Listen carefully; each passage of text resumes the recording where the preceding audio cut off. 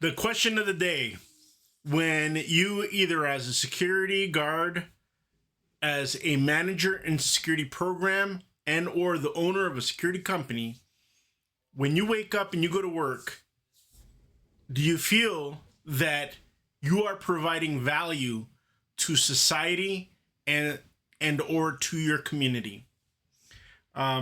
Friends, I've been working on this project for a long time, and my goals changed over time with reference to where I wanted to take Citizen Guard and what I wanted to do with it, with reference at it being a tool to help the community, to train. More than likely, I am not a for-profit organization. I could probably fall within the realms of nonprofit as a result of the behaviors of the things, the outputs. I'm not trying to get rich. I'm rich already when it comes to my family, my life, and I'm very grateful for the things I have. What I do want is for things to be different sometimes as a result of the things that happened to me from day one working as a young security guard in Florida back in like 1993, 94, all the way up to becoming, a law enforcement leader, a correctional administrator, and all the way up to where eventually I retired. And I found the same problems were consistent over and over again, the same issues. And so that's what brings to this question. That's what brings my energy to you to ask yourself, what are you really trying to do? I'll tell you what, there's a few companies without question. The Sechilles security company, Pawn Security, Ranger Security out of Texas. There are some companies out there that you can see how focused they are and that they are contributing not only to their client, but to the community. And when I say contributing community is that the company focuses on people over profit, and that the company is a part of the community. I worked for a place, and right before I ended my career, as far as that phase of being a correctional administrator, in that place I worked for, that organization had to buy love from the community, literally investing millions of dollars in order to retain the trust of the community, to a point where I learned that once those dollars run out, that community is not going to support that organization, because the people in that community that are doing that, they're just exploiting that private business in order to get what they want, and they're not needed. They're expendable.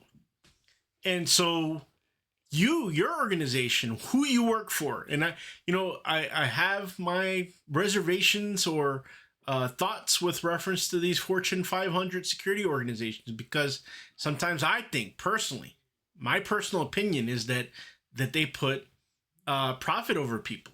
But when you get that big, I believe they get to a point that they don't even see the people anymore.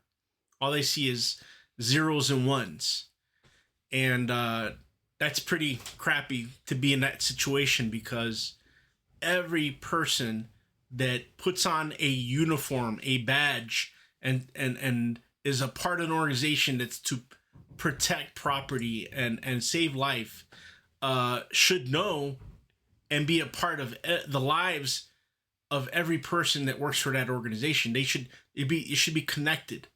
And we see it where, and especially here in the U.S., they hand out the little awards and little data boys and smacking people on the back and saying thank you. But maybe sometimes that's not enough. So is this the same thing for the clients?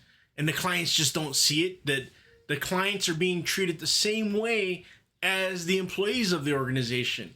In fact, organizations get so big or so disconnected from their clients that by implicit bias, the organization starts treating their client like they're an employee and dictating the terms of the services they're providing. It's a mix up. I'm actually reaching out to you because I want to know more as far as your input and your thought with reference to where do you go with this? How do we turn this around? Because most times, historically, people hire security guards. I hate to use the word officer because I connect officer with official and official with government. I just do that subconsciously. Maybe I'm wrong, but that's how I think about it. Security guards providing security services. What is that mission statement? What is it that you want them to accomplish? What do you want them to protect? Okay. Do you want them to be connected and trusted, a member of the community, so then that way the resources are available to them, so that way in crisis that they are a part of a holistic team, that a multidisciplinary team that can focus on tragedy or focus on tragic incidents and be able to resolve these incidents and be able to provide to security as a service, but be able to be a part of the community as far as the response. Not too long ago, here in the United States, we had FEMA. FEMA has always been the number one when it comes to crisis. They are or were the experts, and until recently, they had been defunded, and we don't have a lot of those FEMA people are since retired or moved on. But I, for a long time, looked at the ICS, the Incident Command Structure, as a method of making connections with community members in order to provide services, value, input, and response during not only crisis, but in preparation for crisis. So when you go to work today or when you go to work tomorrow, I would like you to sit down and maybe look up the ICS standards, what FEMA once used. I don't know if FEMA is really, I mean, I hate to say it, but here in the US, we've had a lot of negative political interactions with good government agencies, and they have been scuttled, so to speak. But that doesn't take away from us as security professionals and people that think and need to implement security programming for their organization to use these standards, because these are good standards. And for the most part, it's like multi-language, so to speak. It's something that's a lot of common sense and meets the needs of not just one person or one organization, but many. And it goes in scales and levels to providing services from maybe one community to many communities at one time. These standards, this thought process, these things, when you sit down tomorrow and draw on a piece of blank scratch paper, or even if you use AI nowadays, and you know ask AI for more FEMA ICS focused input with reference to policies that you have today, think about it.